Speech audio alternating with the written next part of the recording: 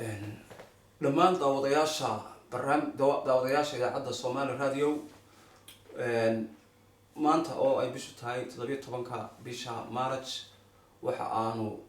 waraysi khaas ah oo ku saabsan taariikhda St Patrick Days aanu doonaynaa inaan ka wareysano Safir Daawud oo kamid ah aqoon-yahanada Soomaalida ah ee degan dalkan Ireland inta badan ku noolaa barnaamijkan wuxuu noqon doonaa barnaamij aanu taariikhaha wadankan Irishka aanu kolba aqoon-yahan Soomaaliyeed aan kula yeelan doono studio-ha Somali Radio ee magaalada Dublin. Haddaba Safir Daawud kusoo dhawow studio-ga Somali Radio ee magaalada Dublin. si la socono maanta waxa jira xus aad u ballaaran oo gabi ahaanba adduunyada iyo waliba gaar ahaan dalkan Ireland laga xusayo maalinta loo yaqaano St Patrick's Day. Haddaba maalintaas ayaan doonaynaa taariikh ahaan in aad dadka daawadayaasha siisaya ama daneeya taariikhda dalkan Ireland ee Soomaalida ah ee ku nool Ireland iyo adduunyada kaleba in aad faahfaahin ka bixiso aad naga siiso taariikh ahaan bal maalintaasi St Patrick's Day waxa ay tahay iyo taariikh halkay ka timid iyo sababaha loo xuso iyo meelaha laga xuso adduunyada inaad wax faahfaahin aad naga siiso. marka hore aad iyo aad baad mahadsan tahay Cabdicasiis waxaan kugu hambaleynayaa hawsha weyn ee aad u hayso ummadda afka Soomaaliga ku hadasha meel kasta oo ay dunida ka joogaan siiba Ireland oo markii ugu horeysay ay yeesheen idaacad ku hadasha afkooda hooyo maantan la yiraahdo Patrick's Day-ga waa maalin aad iyo aad u weyn oo qiimo weyn ugu fadhida shacabka guud ee Irishka kuwa hadday noqoto wadanka joogay kuwa dibadda ku noolba sidoo kale Cabdicasiis maalintan 17ka bisha March baa la xusaa 17ka bisha March-na waxa wadanka oo dhan baa fasaxa waxay noqotay maalin ka caan ah dunida markay noqoto wadaadkan keenay Christianity oo la yiraahdo wuxuu ahaa qofkii ugu horeeyay Christianity keenay asalkiisa taariikhda waxa weeye waa nin ku dhashay Welshka gobolkaasi waxa yaraantiisii dalkan Alaam Salaam Irishku markii hore ahaayeen dad Alaam Salaam duule oo wadamada kala taga oo Alaam Salaam dadka soo qafasha yaraantiisii baa soo qafashay wali jira waxa laga keensaday Alaam Salaam wadankan Ingiriiska halkan la keenay kadib isagoo yar buu hadana dib u noqday aabi wuxuu ka tahaa dadka shaqaalaha Ingiriiska u shaqeynay waqtigaasi diintii Christianity ku bartay dabeetana markaa wuxuu ku soo noqday wuxuu helay baa la yiraahdaa dhawax oranaya dadkii Irishka u yeeranayo le noo kaalay inaan kaygayo si uu dadkii waqtigaasi Irishka ahaa oo aan diin haysan waqtigaasi uu diin u soo keeno waxa sidoo kale la sheegaa in dalkan wuxuu lahaan jiray masas dalka maskaasa ka habaaray waa sidii awliyo oo kale ay u ictiqaadsan yihiin waxa kale oo uu caan ku yahay maanta oo caan ku tahay in green ama midabka cagaaran ay qof kasta u sito waxaan caan ku yahay geel yiraahdo shamrock oo isagu sitay oo saddex laamood oo maalintaasi ay dhamaantood sitaan waxaana arrin maalintan oo kale looga aqoonsan yahay inay tahay maalin Alaam Salaam ka duwan maalmaha kale waqtiga xitaa Christianity oo ay mamnuuc ahayd cabitaanka khamrigu inay maalintaas oo kale noqoto maalin Alaam Salaam la cabi kala khamriga oo ay noqoto qof kasta uu cabo dadka qaar baa maalintan oo kale waxay ku dhaleecayaan inay noqoto maalin dadka laga faa'iideysanayo ganacsi oo kale maadaama uu intaas oo milyan oo qof isku soo baxaya adduunyada marka eegto Irishka maadaama ay fasax tahay sidoo oo kale hogaamiyaasha Irish tooshaga maalintaas waxay joogaan New York waxay joogaan Washington madaxweynaha Mareykanka ayaa dhaqan ahaan geedkan oo la beeray bay geeyaan Alaam Salaam White House-ka geedka Cabdicasiis marka la geeyo ay abaalmarintaas siiyaan geedkaas oo dhala ku jira waxa markaa la qaabilo madaxweynuhu ka aqbalay geedkaasi isla waqtiga kadib waxa geedkaasi qolada magaranayay amniga ee wadanka Mareykanku geedka wala baabiya securitaan baa markiiba geedkaas loo baabiya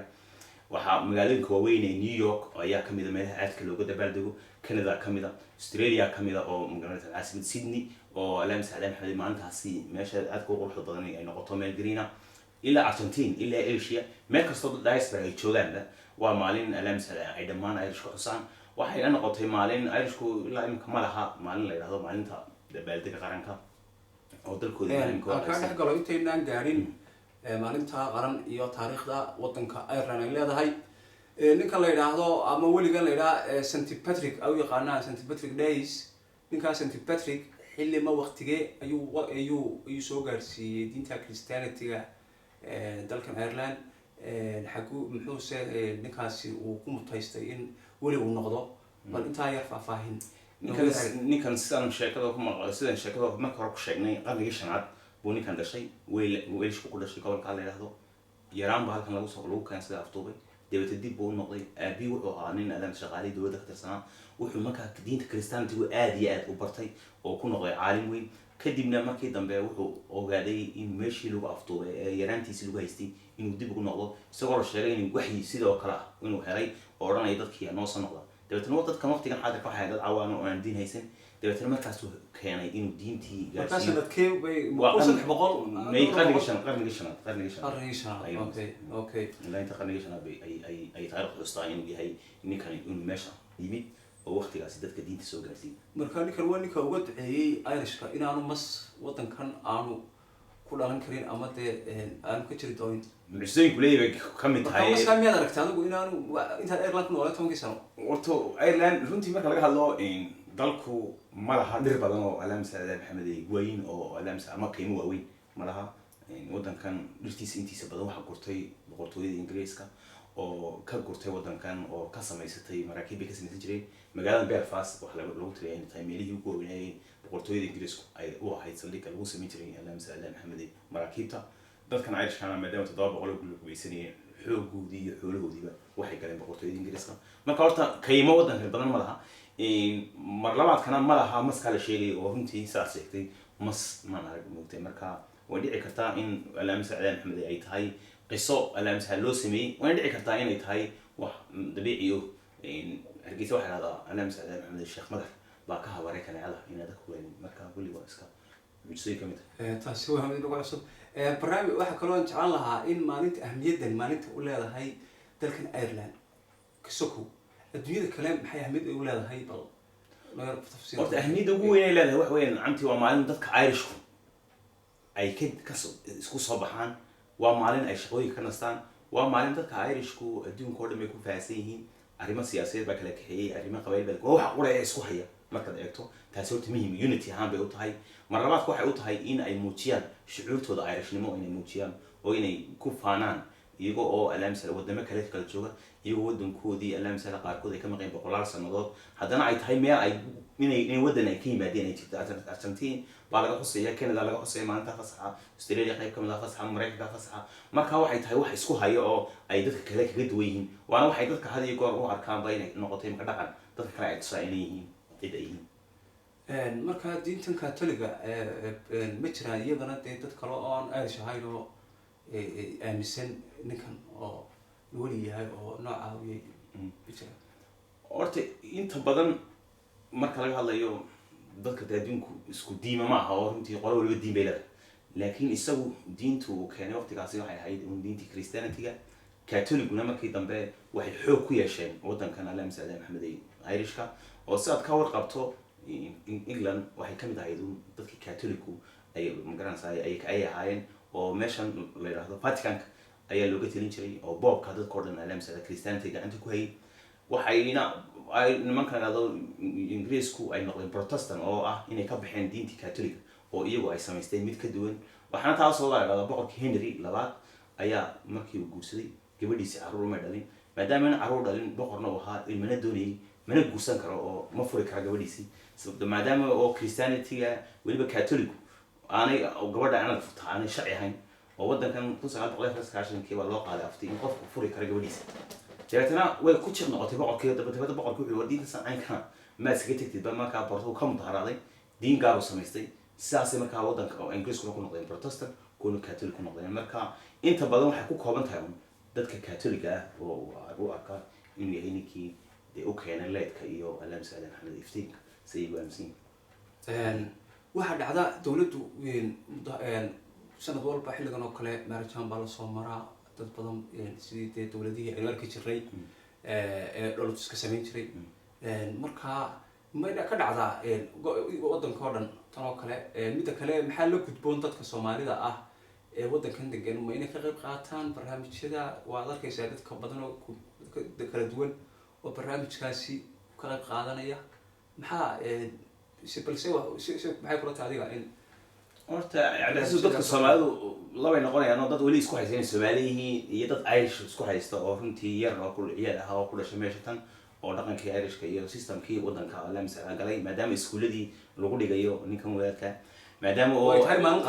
qaran tahay marka dad badan baa u arkay inay wax lahaansha inay jiraan dadka bulsho badan oo irishka aan ka tirsanayn awalkoodii hore oo iminka waqtiyadii badan kadib oo ay soo galeen wadankan oo ay ugu horeeyaan bulshooyinka ugu horeeya dadka dhex gala waxaa kamid ah vietnamese oo waqti hore soo galay philippineska jiray kuwaasi iyo kuwii ka dambeeyay 1996 markii xubintimada wadankan aqoonsaday dad badan oo yimid oo wadankan integration sameeyay dawladdu waxay ku tala gashay inay noqoto maalin la wada leeyahay budget bay xitaa ku bixisaa community-da kale inay yimaadaan inay ka qayb qaataan gaardiyaan weliba waxay arrintan cajiib ku tahay oo ay kaga duwan tahay maharjaanada kale inagu waxaynu maqli jirin hub baa mari jiray awood baa la isi jiray laakiin tan wax dadka la tusaya kala duwanaanshaha ayay aad u qiimeeyaan oo qoladii Nigerian dhaqankooda bay soo marinayaan qolada kale Afghanistan dhaqankooda bay soo marinayaan cid qolo waliba dhaqankeedii marka quruxda waxa uu yeelay maalintaasi ee dadku ugu imanay u daawashay imanay wax weyn sanadkii hore wixii daawaneysay